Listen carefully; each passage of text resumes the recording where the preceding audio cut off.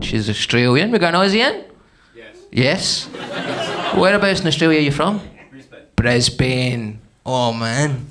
Brisbane. If you think it's a bin, that's up to you, man, but I was trying to give you some self-respect. Wow. Whatever, brother. Oh, Brisbane, man, that's cool. My girlfriend's from Canberra. That's a shame, okay? He's not wrong. You know, he's not wrong. I've spoke to Australian people in Brisbane, Canberra, I should say. It's the capital, but it's bad. Yeah. Basically, Sydney and Melbourne couldn't decide who should be the capital of their country, so they just picked a random town in the middle and went, "You're the capital." It's like if Glasgow and Edinburgh couldn't decide who should be the capital of Scotland, they went, "Do you know what? Fuck it, Falkirk."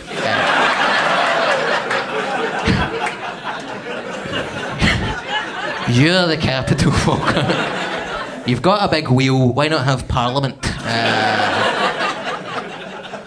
Yeah, Canberra being the capital, it's like if a guy's dick and a guy's brain couldn't decide who should be in charge of the body and went, "Do you know what? Fuck it, the belly button."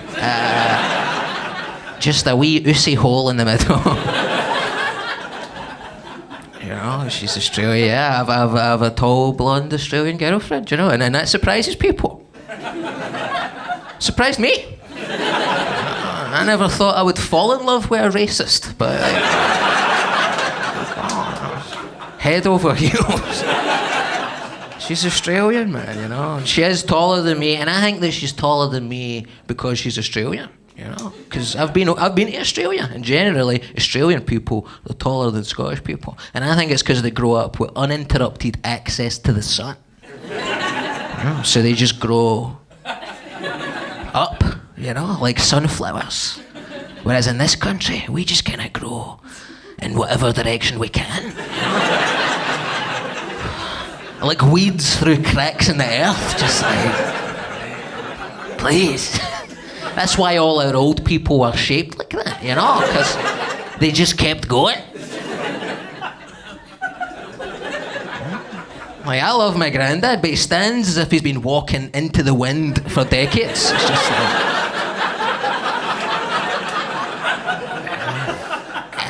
All old people in Scotland have the posture of a prawn cracker. They're just... Every time I see my granddad, I just want to use his body to scoop up fried rice. Yeah. Dip him in curry sauce and take a bite. I restrain myself. But the desire is there. It's terrible being an intelligent woman trapped in a Scottish accent and living in America. I didn't know this was my voice till I moved to England, right? In my head, I talk like Stephen Fry, and then moved down south and started going into shops, and people just looked at me like a dog was barking at them. So I've lived there for 10 years, and it's largely great. The shops are open for ages, but one of the hardest things is every day for the last decade, what my English friends love to do to me is repeat what I'm saying back at me in a bad Scottish accent. And they always have a look in their eyes like, she is gonna love when I do this. Every day. I've got one friend that does it all the time. Her name's Hayley. She's always like, Fern, this is my impression of you. Hello, I'm Fern Brady! Thanks, Hayley. I feel so comfortable. This is my impression of you. Please don't tell everybody about the time I gave everyone at uni chlamydia. Sorry, still not getting that Cockney accent, yeah. Okay.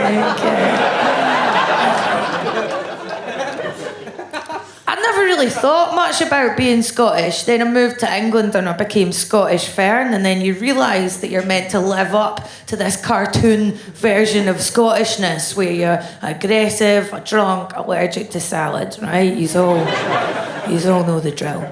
It's hard for me to live up to this, right? Because I'm quite quiet off stage. Salad, can't get enough of it. I was considered almost quite middle class growing up here. Scottish middle class, not English middle class, right? Scottish middle class is where you've been on a plane once and mum makes you eat fruit regularly. Don't like drinking either. This is quite a weird thing to say as a Scottish person and a professional comedian. I don't like alcohol. And not because I'm a recovering alkie or anything. I just don't need drink to make me blunt and offensive in social situations. Guys, that is a gift I have naturally. Here's another thing. Be jealous immediately. Never needed alcohol to make me a slut. I seem to accept early on in life I enjoy pumping sea monsters. Why bother with the health risks of alcohol? Big time stoner. Who needs memories? Turns out me for this job. Oh man, I love to smoke joints, but I've had to quit it for the sake of my job because my memory was getting so bad I had to Google the phrase double bike because I no longer knew the word for tandem.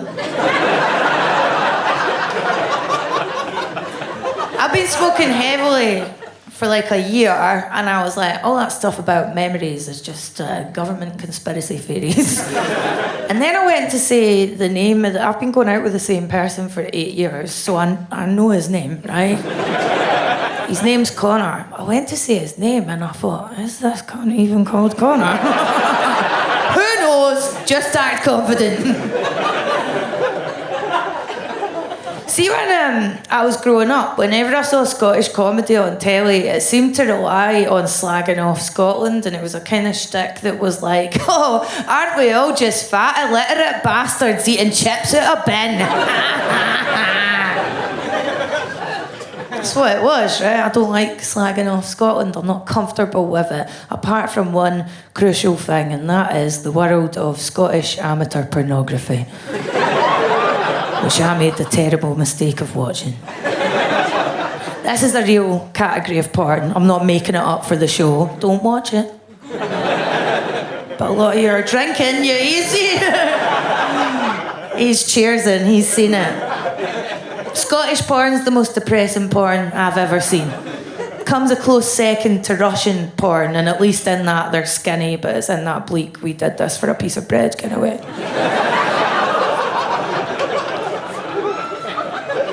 I've watched literally every Scottish porn on the internet for the purposes of this show. Some of the clips, you're like, how can I even tell these people are Scottish? There's not much dialogue. Let me tell you, I knew. With a depressing inevitability, I knew my own people. Because it was just pale, hairy white bellies smashing against each other in close up like water balloons filled with yoghurt. Every few seconds, a wee voice off camera would go, oh, aye. Or memorably, tug on my pubes, Rona!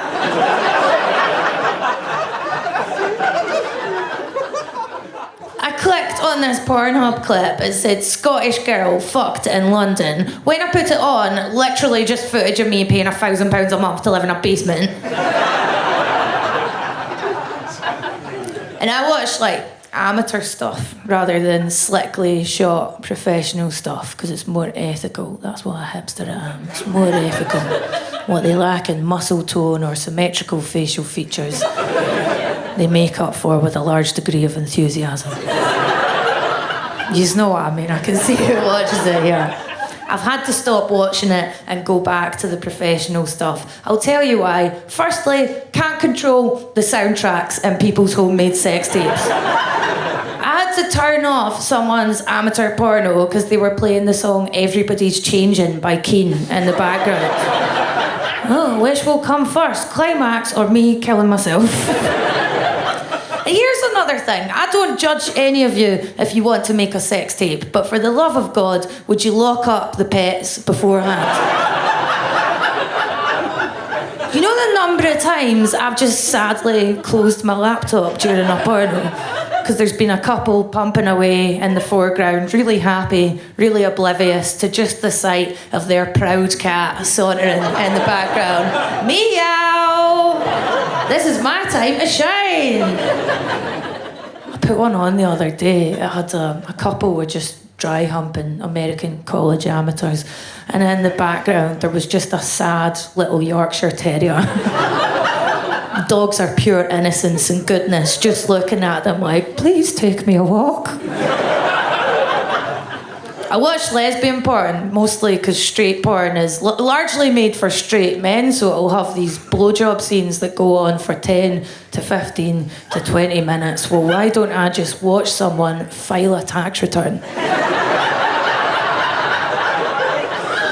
Men in the audience, do you hear how many more lady laughs are coming after that bit? I have like a list of little tasks that I need to get done round the house, and the one that never gets done, and I feel bad about it every day, I always think about it, is whenever I put a porn on, I'm at the beginning of a wank. It's another fantastic day as a self-employed lady. I think it'd take you seconds to put some blue tack or a bit of tape over the camera of your laptop, and you never do it. And one day someone's going to hack into my laptop and steal footage of me wanking. That's the thing, yeah? Then it's career over or the start of a glorious new career. This is what stops me doing it, I think. Don't flatter yourself. Realistically, who's going to want to watch footage of a 33-year-old woman in full winter pyjamas? Sheets pulled up to my chin because I'm a Catholic. Don't want Jesus to see. Or my dead grandparents, dirty voyeurs. Triple chins, just... completely dead-eyed. Who needs facial expressions, man? Facial expressions are for when you're with other people. There's a market for that, though. There's a market for dead-eyed Scottish women in porn. I know it. Whenever I get asked to describe my comedy, I always say it's accessible, observational stuff, suitable for the whole family, right? Then you start reading descriptions of yourself over the years. Mine's are always consistent. They're always blunt, brutal, forthright. I don't read reviews, but I saw one by accident recently. It opened with, Fern Brady scares me. That was a nice review. Who's this scary woman they're talking about? I'm a lovable, nice girl. And I'd always wondered why people thought I was aloof. And then I was doing a show in Berlin, and a woman came up to me at the end, and she said, just so you know, your entire set is a description of a woman with Asperger's. You should look into it. One guy just laughed there like, oh, thank God she realises. It was the 10th person that had said it to me, right? One of them was me into the mirror every day. Looked into it, started getting diagnosed. I'll be honest, guys, it's not a huge surprise. I've always felt like an alien trapped in a beautiful woman's body. The rest of the show isn't a poignant unpacking of the diagnosis and how I came to terms with it, and then we all have a little cry. No. I'll just tell you where it affects me, right? I thought it'd be cracking to get to a point in comedy where people recognise you for your comedy and say they like your stuff. Then it started happening, and I was like, oh, I forgot I don't have any social skills off stage. A guy came up to me in the airport. He was like, hey, I've seen you on YouTube. I really like your stuff. In my head, when this happens, I'm always like, thank you so much. The way I responded to this guy, however, was by silently holding out both my hands and holding both his hands and just smiling in his face dementedly, like Kate Middleton when she meets a heroin addict at the opening of a community centre. Don't let that put you off chatting to me after. Just know I've been coached in how to talk to you by my autism therapist, Jemima. So I was having a wank in Dubai.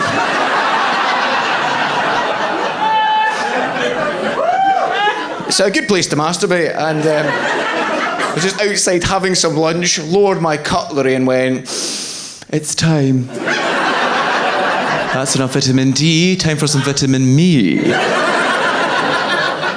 And I went up to my room, right, and I sat at the side of the bed, and I opened up my laptop to watch some gay porn, because I'm gay.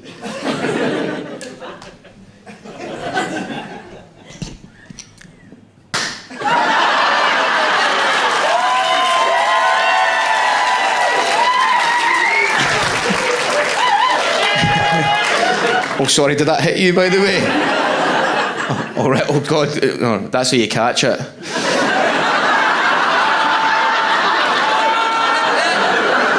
One bit of a party pop and you're like, cock.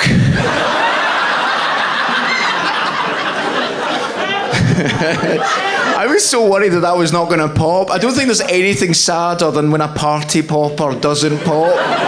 You know when like the party popper pops, but the party stays inside. Put that down there. Okay. So I was trying. Oh yeah. So I was trying to watch some Welcome to the Homosexual Community, and are you nodding? Are you already a member? Rainbow socks. Yeah. Look, all right. Yeah. So having your badge on your chest is such a straight person thing to do. Like, I love how you go for the socks as well as if someone going, "Hey, are you gay?" Yeah. Look at this.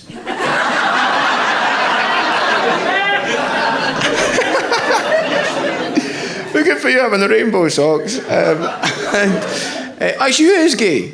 Oh, cool. Like 5 or 6 of us, cool. And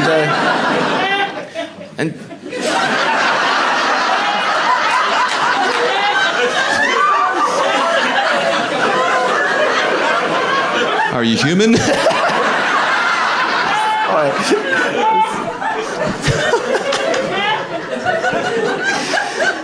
Can I borrow one of those socks? I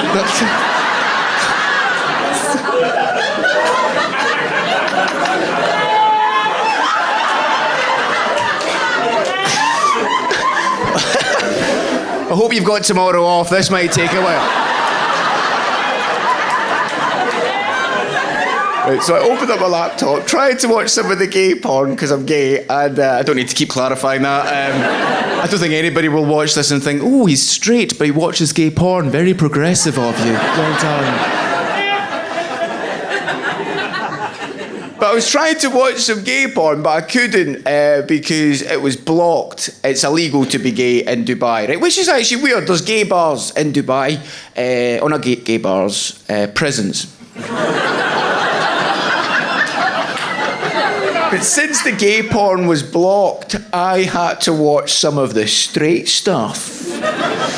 Long time listener, first time caller.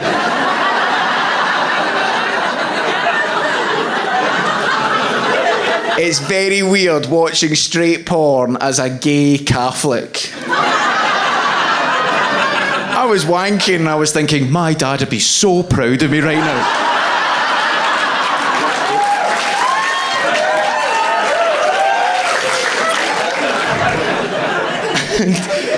It's a weird thing though, because I actually don't blame people in Dubai for being homophobic because they've kind of been brainwashed into thinking that way. Like, because I used to be homophobic. I hated myself for ages because I got brought up as a Catholic and I thought homosexuality was wrong and evil. Now I just think it's naughty.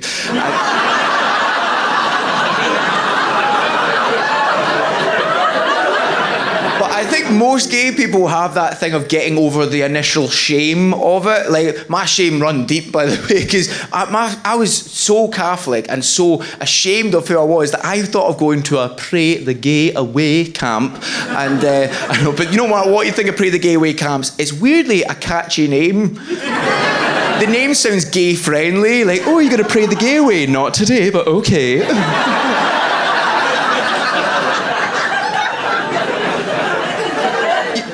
Thing of if something rhymes, people think it's true. I think if the word gay was a word that had no rhyme, there wouldn't be as many camps for it. If the word gay was like a word like orange that has no rhyme, there wouldn't be as many camps. Also, if gay people were called orange people, we'll get more pride parades in Scotland and Northern Ireland.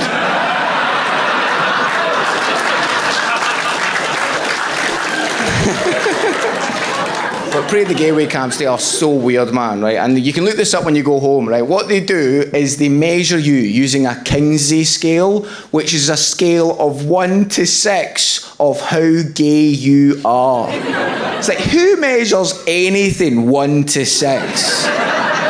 It's either 1 to 5 or 1 to 10. What must have happened is, it was originally 1 to 5.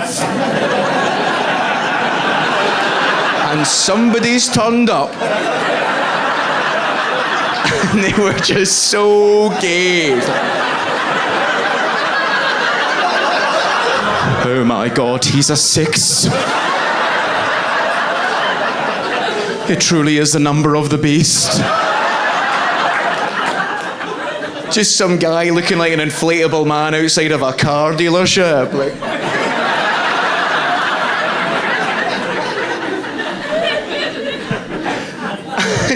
I'm so glad I didn't go, obviously, but also I'm glad I didn't go, because if I went and it worked, that'd be awful. Because coming out of the closet is quite difficult, but going back in, that must be a mission. I remember actually, see when I was, back when I was straight, loads of my mates used to call me a big poofter, and as soon as I came out as gay, they just stopped calling me it. I could not be straight again. I wouldn't be able to handle the homophobia.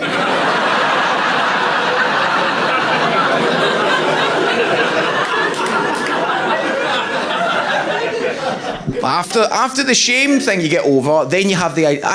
gay people tend to have an identity crisis. The ones I know, I had an identity crisis. Basically, before I came out as gay, I was like, I have to be as straight acting as possible. Right? You know, that straight acting thing, right? And then as soon as I came out as gay, I was like, oh, I can be myself. And I was like, who am I? So then I went really far the other way and I tried to be camp, and I used to like go around with my wrists down, and I know I don't look camp, I just look ill. I did that for a while and I got to go to Disneyland for free, so it wasn't all bad. But nobody thought I was gay, right? So I started putting my bum out as well. That's my problem. If I was camp, I would just look like a dinosaur. Just walking down the road like that. Oh, there's a sail on.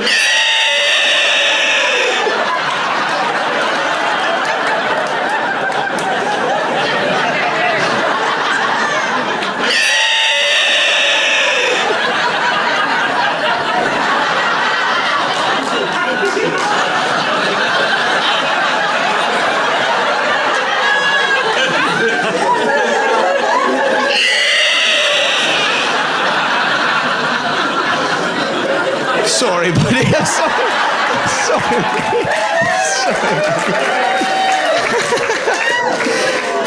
Just going like that there. Stay still. His vision is based on movement.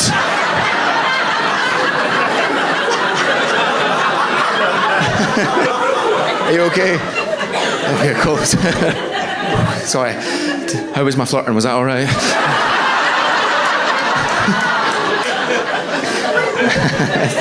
Can I see your socks?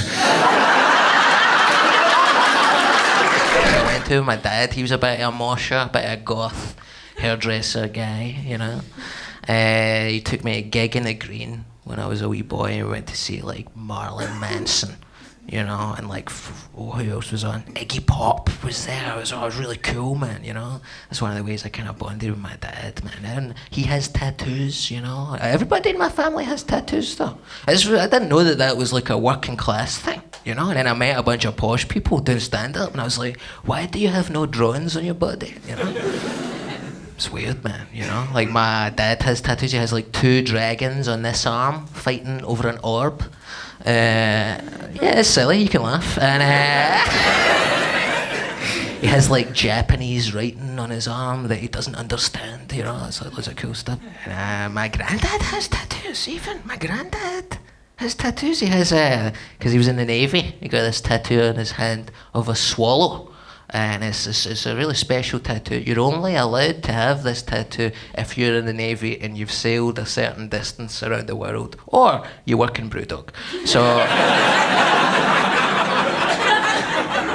it's very special circumstances, you know. And I remember this tattoo my granddad had when I was growing up that I was never allowed to look at. You know, I'd be around at my nana's house after school. My mum and dad were working. Go to my nana's house, my granddad's house, and we'd be sitting watching cowboy films together, TCM, just buzzing. And I'd be playing with my Lego or something, you know, and I'd look up and I'd go, Grandy, what's that tattoo? And he'd go, oh, it's a swallow, you know, it's a swallow. You're only allowed that if you've sailed a certain distance around the world. I was like, all right, cool.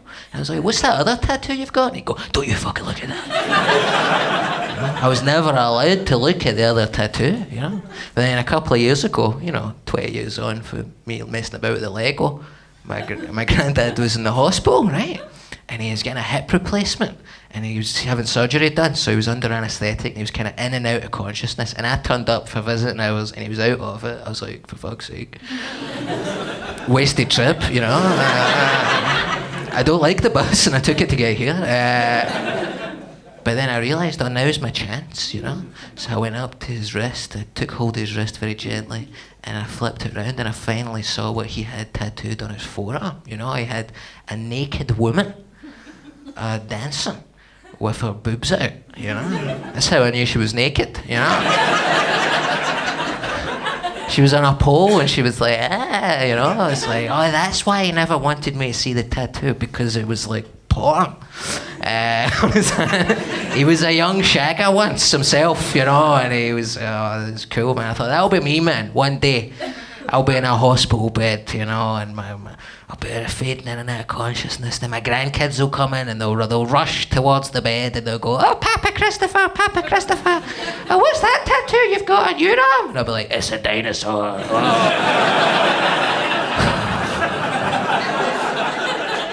I hate it so much. Do you know why I hate it? Is I've got a wee freckle underneath the dinosaur's claw, so it looks like he's dropped a Maltese. Which would be shite if he were a T-Rex, because you'd be like, oh, for fuck's sake, that's that there. But I'll be like, oh, it's a dinosaur, you know. Don't fucking look at that, you know. And they'll go, Papa Christopher, you always said you never wanted to have kids until you were like had a house to bring them up in, but you grew up in like a housing crisis, so like how are we even here? I go, that's a good point. And then they'll just turn into sand and blow away in the wind.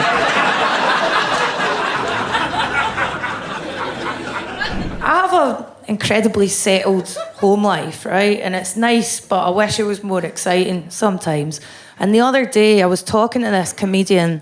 She's much cooler than me, and she has a really cool dating life. And she said, oh, so I'm dating Jack and his girlfriend now. I'm in a throuple. Like she was getting a new kitchen. And for some reason, to keep up with the Joneses, I said, Connor and I are thinking of becoming a throuple. Went home that night, was sitting in bed next to him. He's reading the latest interest rates on moneysavingexpert.com. And I said, Connor, do you think, can we maybe get a new boyfriend or girlfriend? He went, which one of your bohemian friends have you been talking to now? What do you want to be in a throuple for? I went, well, maybe then you'd have someone to go to parkrun with. Because I hate it. He went, Fern, I've told you, stop asking me deviant things. You have this idea of yourself in your head that you're a mad slag that loves shagging, when really you just like coming home to me, having dinner and cuddling. I went, okay. Can we get a cat? Can we get a cat and not fuck it? Just a pet cat. When people talk about compromising in a long-term relationship, that's the kind of thing they're talking about. You start off with high aspirations, throuple, 3 ways. It descends to a pet that you don't even want. I like dogs, now we're getting a cat. Anyway, I thought I can't criticise Arlene Foster for being closeted and not say I've had a few women in my time myself. So I says I was bi properly, and this time I did it during a stand-up set on telly. And as I said it, I felt sick. I felt like really nervous about saying it, but everyone started clapping me for being a brave girl. They were very woke and progressive. And I was thinking, stop clapping me for being brave. Fuck off, man. It's only half gay, so it's only half brave. I was thinking everyone I went to school with is going to see this on telly and slag me off and say, she's just doing this because it's the easiest way of being a woke hipster. It's easier than becoming a vegan, and I'm a vegetarian, which is the bisexuality of diets. And that's how Mum and Dad found out, was they saw me talking about it on telly. Imagine that's how your mum finds out about all that, right? Whoa, that's me fingering an unbelievably tall lady.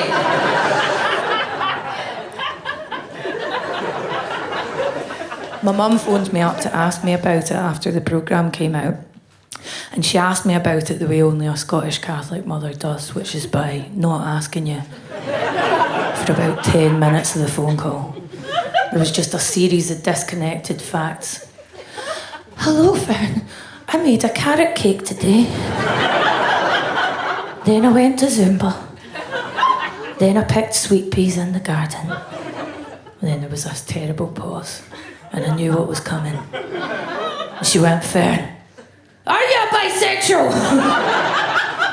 Imagine if that was how Holly Willoughby asked Philip Schofield. The Scottish way, by screaming it in his face. I was like, yeah, Mum, and you told me it was disgusting the first time you found out. No, I didn't. How dare you? Anyway, I've changed since you were a teenager. Because I've seen the musical Kinky Boots. And that changed everything. Isn't that amazing that art can move people in profound ways? One of Broadway's shittest musicals, Kinky Boots, turned my mum from being a homophobe into someone who pretends not to be a homophobe. And I go out with women that are like my mum. They're always quite intense. They're always fucking mental.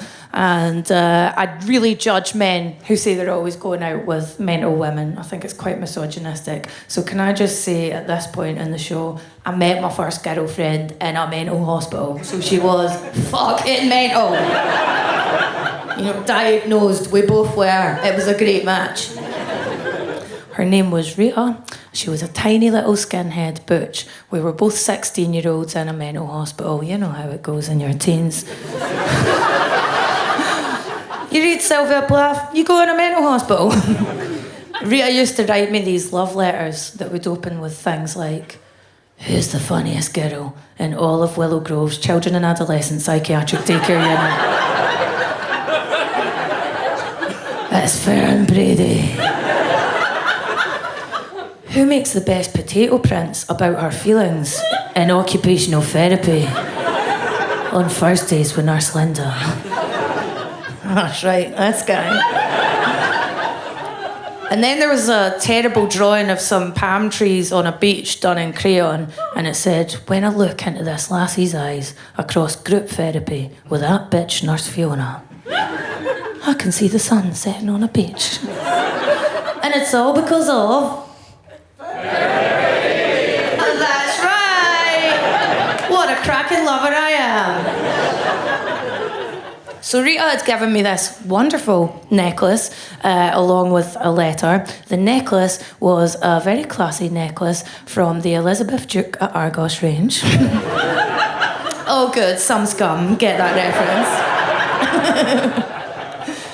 Posh people of Glasgow, Elizabeth Duke at Argos was a range of jewellery where working class people could express earnest emotions at a fantastic price.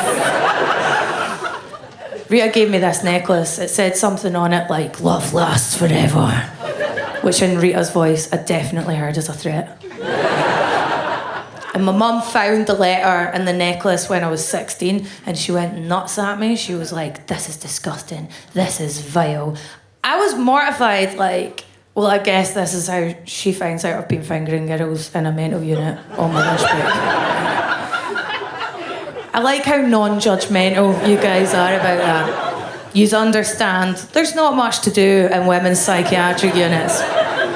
You learn to finger bang and you learn to play pool to an incredibly high standard.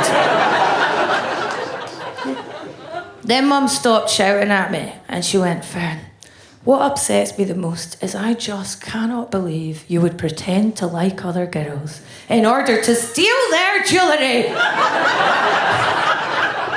Excuse me? Now, a few of you know what's going on at this point, right? There's a type of person who sees the whole world as straight and then they tell themselves any story to get to that conclusion. My mum's one of those. My mum would rather tell herself a story in which I am a jewellery thief running some sort of a heist Not for good diamonds, not for Chopard or Cartier diamonds. Elizabeth Duke at Argos, £10 necklaces, fingering girls against my will.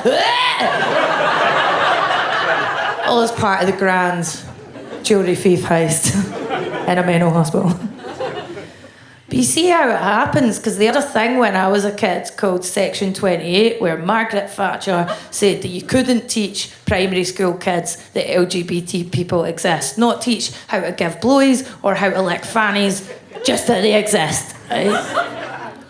I'm not saying this to try and be right on, but yet when they ban teaching things like that on the curriculum, I look back and think of the amount of utter bullshit that my teachers taught me at primary school. I went to a school where there was a crucifix on the wall of the assembly hall, there to there.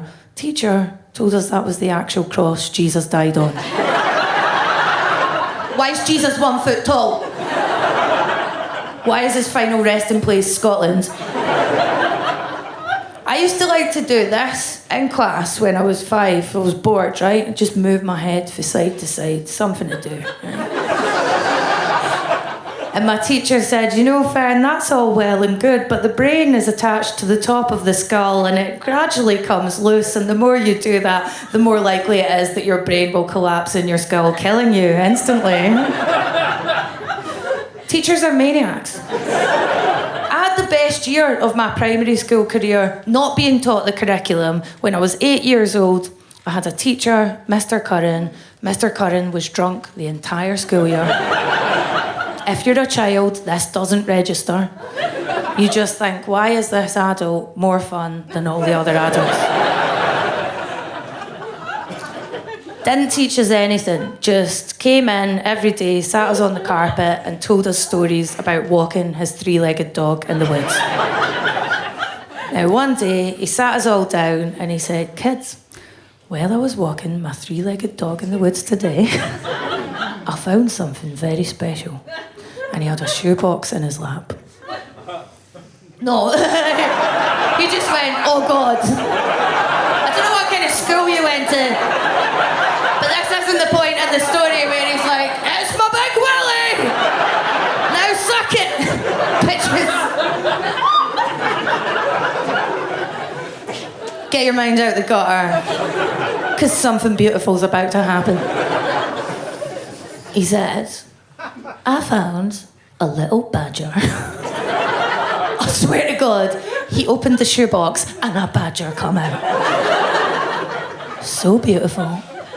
Greatest thing that had happened in my childhood at that point. Every day for a year, didn't do any arithmetic, didn't do any handwriting, just had this drunk guy stoating about with a badger in a box. One day, he said, listen kids, I'm going out of the classroom for a bit. You're 8, you can take care of yourselves. Well, I'm down the pub. Do not get Mr. Badger out his box. He's a wild animal. I'll get him out when I come back. I was a very good kid. I never broke the rules. However, I sat next to 2 very nasty boys, Lee and Kevin. They're definitely in prison now. And I said to them, I love having Mr. Badger in class. I think he's the best thing to happen to primary 4. Lee and Kevin turned to me and said, this is hard to say. They said, that's not a badger. That's a fucking puppet in a box, you fanny.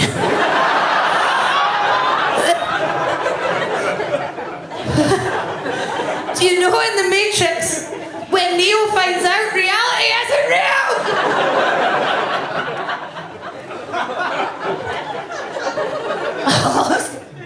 I felt my vision go black. The room starts spinning around me. I'm shaking my head uncontrollably. No, man. Reliving the past year of my life, looking in Mr. Badger's very real eyes. Hanging out with him every day. I said, guys, I'm 8. I'm not stupid. That's a real badger. I said, I'll go to the front of the class now. I wouldn't normally do this, but I'll go to the front of the class and I'll take him out of his box and I'll show you how he's real. They went, you're a fucking spoon.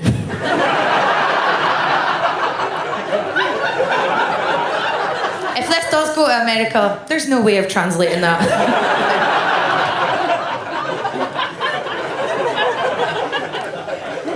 Went to the front of the class. I stood in front of the box. Took all my strength to open it and look inside. Looked down. 100% a glove puppet on a pile of dead leaves. The whole school knew except for me. If you think my comedy's dark and cynical, that is the moment all hope died in my life. And they still won't teach primary school kids that LGBT people are real. I spent a year talking to a badger that doesn't exist. A week after this, I overheard our art teacher, Miss Christie, telling one of the other teachers, as if we couldn't hear, oh yes, they let go of Jim Curran last week. It turns out he was drinking heavily on the job. And those two boys from earlier just turned to me and went, "Hi, Fern, guess what? We saw him walking his dog in town. It's got 4 legs." Twist the knife in, why don't you? People in power just lie to you. I think people are getting more progressive on sexuality because I get a lot of younger people coming to my tour shows and they're so cool in terms of seeing sexuality as a spectrum, and I think it's great. And I says to my wee boyfriend, now people view it this way. Could you be anywhere else on the Kinsey scale of sexuality? And he answered really earnestly. He was like, I've thought about it, but I honestly don't think I want to suck a dick. I was like, Connor, no one likes to suck a dick. It's just a polite thing to do. Because I got in a relationship during COVID, and I met my boyfriend through a friend. But it wasn't like in a gay bar or on Grindr. Gay bars in Glasgow, though, they tend to be more intimidating than in other cities.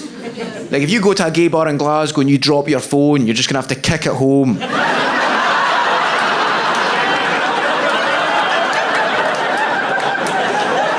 The thing is, it's also during lockdown, it's a difficult time to get in a relationship because you're trapped in the same house. It's like The Shining every single day.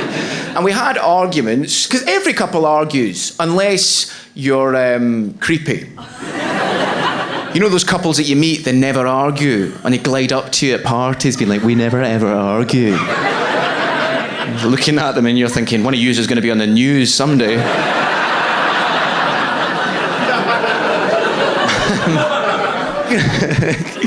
But I'm trying to do that as well. Also, because, you know what? By the way, in case any straight people are wondering, because a lot of my straight mates are like, oh, you're in a relationship with another guy. Oh, man, that must be better. You must just watch football and bum all day.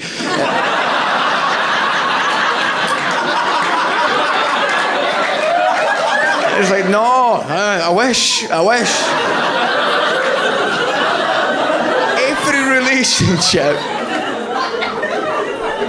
Every relationship has the exact same dynamic. Whether you're gay or straight, it's always the same dynamic. Every relationship is always made up of an organised person and a disorganised person. And I can see who's in a relationship because you're now looking at each other going, you'd be living in a bin if it wasn't for me.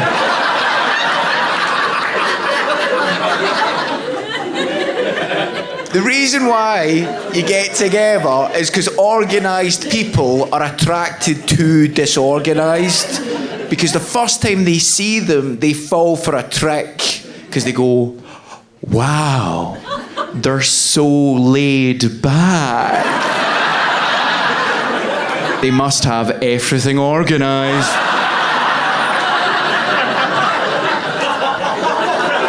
And then a few months passes, the smoke screen leaves you, and you're just left going, how are you not dead yet?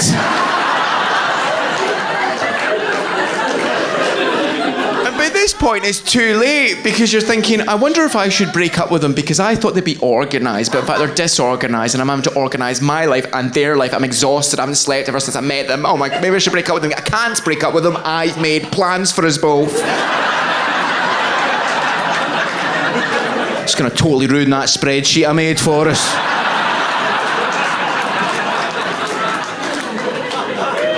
But I'm the disorganised one in the relationship. You probably can tell. Big surprise. But you can usually tell, if you can't tell which one you are, organised people usually give themselves away in an argument, right? Because if you're like, organised people, by the way, I love you. But you're organised. No, I need you. I need you in my life. But when organised people are in arguments, and I'm sorry for this next bit, but in arguments, you're so sweet. I don't want to say anything bad about organised people, and please do. Okay, cool. Fucking bitch.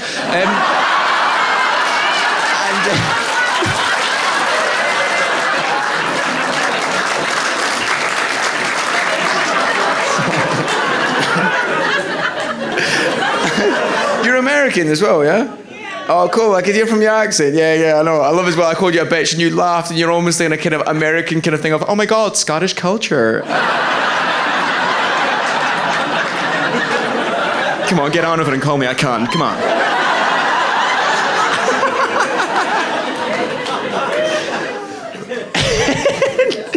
In arguments, organised people have this ability that freaks disorganised ones out. In an argument, organised people do the thing of they don't have to argue about things at the time. They can store them up. It's almost like they've got a box in their brain. Oh, I didn't like that comment there. It's not big enough for an argument now, though. What I'm going to do, I'm going to take the comment that you just said, I'm going to put it into this box, and then when we have a big argument, that'll be the ammo. There's no room for context in the box, I'm afraid. Intent doesn't fit in there either. I'm getting used to the thing of being in a relationship because I've been single for like a year and a half, and that's what I want. I was like, I want to be in a relationship. I want to get called special by somebody and them not do the air quotes. Oh man, there's one thing you have to learn in a relationship, I've noticed, is when your partner comes home from work and tells you about their day. That's fine. Don't mind that at all. But you know when they start telling you about the person that they work with that they don't like? And the number one rule is you have to take your partner's side. Even though the other person is probably right. But in order for you to take your partner's side, your partner, when they're quoting that other person, will give them the bitchiest voice ever. They'll be like, oh God, you never guess what Sandra said to me today. I was like, hi Sandra, can you please take your stuff out of the fridge? Because it is actually my fridge. And you wouldn't believe what Sandra said to me then. She was all like, that's my injections and I've got diabetes.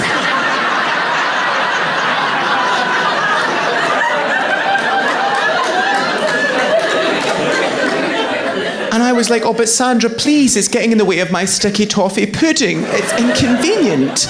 And you wouldn't believe what Sandra said then. She was all like, excuse me, I don't want to die today. And you're listening to this, and you're thinking, if you were to read the transcript of that conversation, you'd be like, I think Sandra had a point here. But you can't say that, because who knows what voice they would give to you. That's one of the main rules of the relationship. I never expected as well to go out with a posh person with a job. Well, my mum's very posh. She's a posh Scot. My mum talks like this. If you have heard a posh Scot talk before, it is like this. So my mum sounds like a whale. She's one of those posh people that don't seem to have any bones. Like, you know the ones you see them like gliding through Waitrose, like. I have to do that again because you won't know what Waitrose is in America. Gliding through the mall. My My mum's so... I love her laugh, though, right? Her laugh's amazing. And I know you're not going to think it's that amazing compared to other ones we've heard tonight.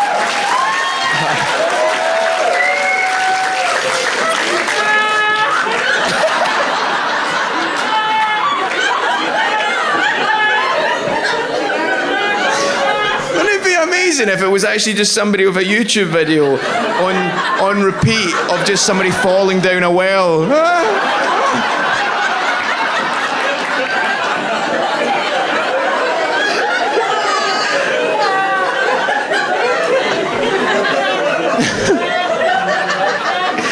Just turn the lights on, it's just a truck reversing.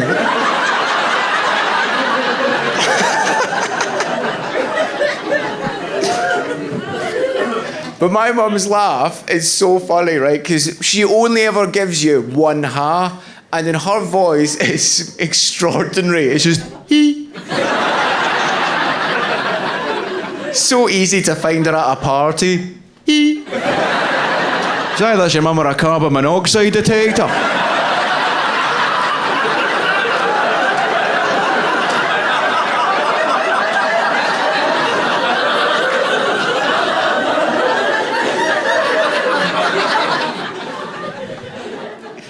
Sometimes you get a few ha's off of her. She'll be going, hee, hee, hee, hee, hee.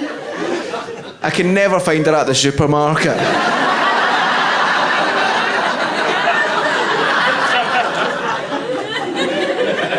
I've only ever seen my mum laugh her head off a few times. All the ha's come together very quickly. Like,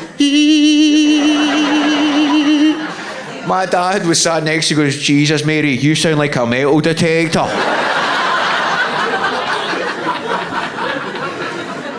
My dad's working class. I actually don't know what I am because my dad raised me working class in a middle class household. Basically, we had a cleaner, but we stole from her.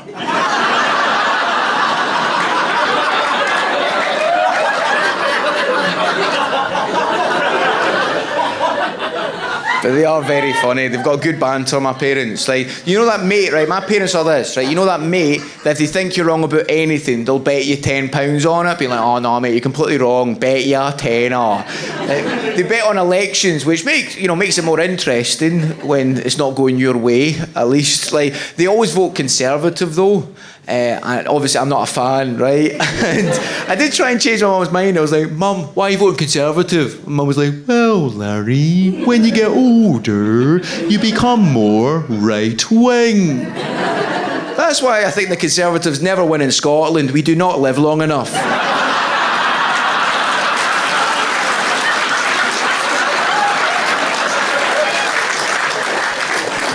But they are very Catholic, though. That's probably why they vote that way. Because my mum and dad are Catholic, and I'm Catholic as well. And obviously not a good Catholic now. Now I'm just an overqualified altar boy.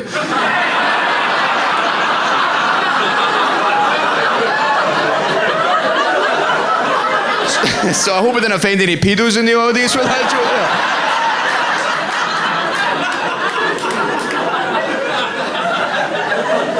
It's something you have to worry about is offending people now, isn't it? You have to worry about offending them. And the thing is, I actually wanted to be a squeaky clean comedian for a long time. Genuinely, I really wanted to. All right, I can do it now. Right, hold on. I wanted to be this guy. Right, here we go. All right, here we go. I wanted to be this comedian.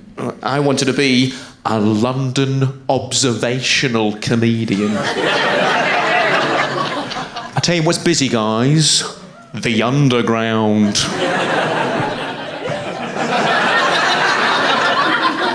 Where is everybody going?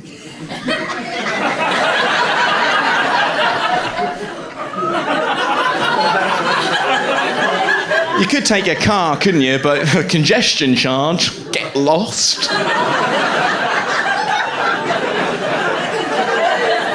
I was in King's Cross the other day and I was like, King's Cross? Why doesn't the Queen cheer him up then?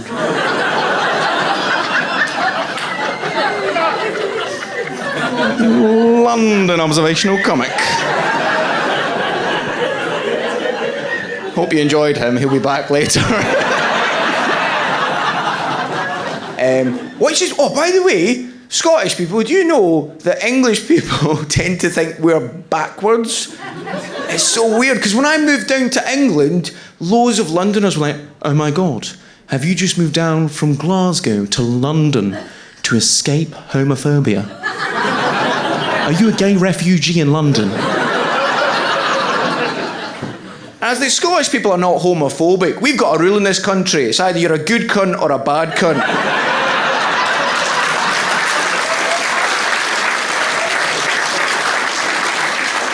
Your race, your gender, your sexual orientation doesn't play a part in it. But if you try and make that play a part in somebody else, you're a bad cunt. That's how we work it. It's a really simple system. I think, though, Scottish people just love proving other people wrong. We love it so much. I think we probably used to be homophobic, and then somebody told us that we were. We're like, all right, you think we're homophobic? I'm going to have sex with this man just to prove England's wrong. Oh, flower of Scotland, and will we see? We don't even need to use the word gay in Scotland. We've got the Scottish people have this strange ability. They can describe somebody as a homosexual by using any noun. All right, is that guy a bit of a blueberry? There's a set of maracas over there. English people can do it, but they can only use activities to describe somebody as gay. Be like, oh God, he's the kind of guy who likes to leave the windows open. Oh, Barry loves a fundraiser. Bet you wear your slippers round the house.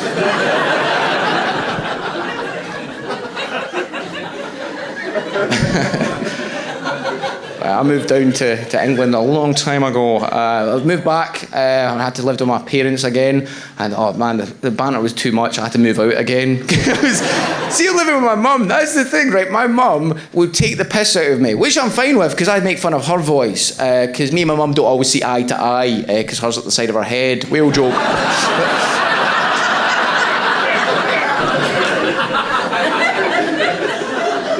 But my mum loves making fun of my stammer. I've got a stammer. Sometimes I have it. It just comes out randomly. It's trying to see why I'm good at doing voices, because I had to cover up my stammer for ages. And my mum loves the fact I've got a stammer. I was on the phone to her yesterday, right, and she was at the shops. I was like, Mum, are you at the shops? I was like, yeah, I'm at the shops. What do you want? It's like, can you get me a sandwich and a